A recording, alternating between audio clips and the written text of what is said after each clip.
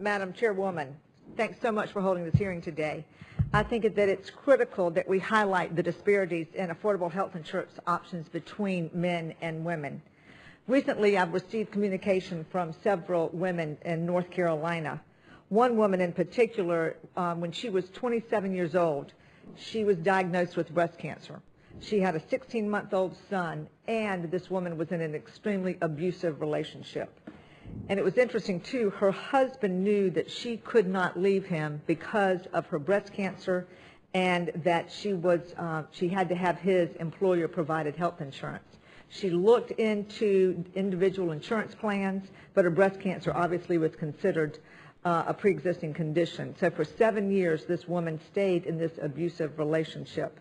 I am the wife of a public school teacher and a mother to 2 young sons. My husband transferred from a large school district to a small rural one shortly after my first son was born. However, what we weren't prepared for was the astronomical cost of putting myself and my infant son on my husband's group insurance policy. $760 a month on a $33,000 a year gross income.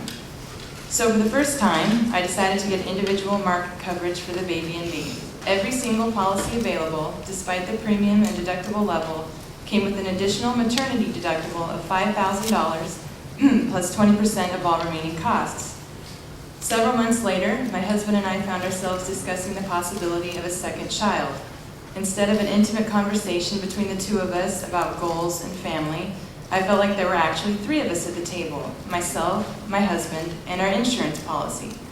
We had to decide if we could even afford to have a second child, and not afford in the sense of clothing, food, etc., but could we afford to pay a hospital bill?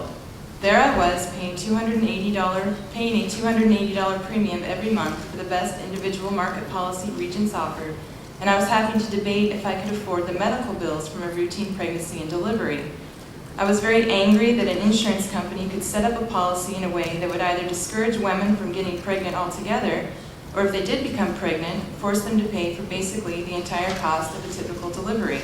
I was denied coverage based on having a cesarean with Luke in 2006. I'm in perfect health, and I was shocked that Golden Rule would decline my application. I called Golden Rule, and they said that if I would get sterilized, they would then be able to offer insurance to me. I was shocked by their comments, and I immediately contacted the Colorado Division of Insurance to file a complaint.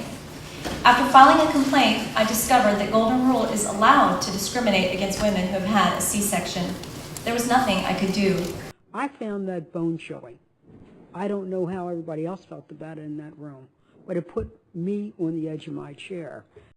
No one in the United States of America, in order to get health insurance, should ever be coerced into getting a sterilization. I find it offensive, and I find it morally repugnant. And I intend to do something about that. My husband and I ended up accepting an insurance plan with a high deductible that honestly could financially ruin us if there was a family medical emergency. In addition, my youngest son has been denied insurance coverage twice, and we have had to find alternative health insurance for him at a higher cost and a higher deductible. There is nothing wrong with my son. They said because he's in the lowest percentile, he's short and he doesn't weigh a lot, which my husband and I are both short, so of course he would be, but he's now been declined for being small. Oh boy, that's another sensitive one with me. Yeah, don't even go there. You and I are going to have to bond after this hearing. But really, this is no laughing matter.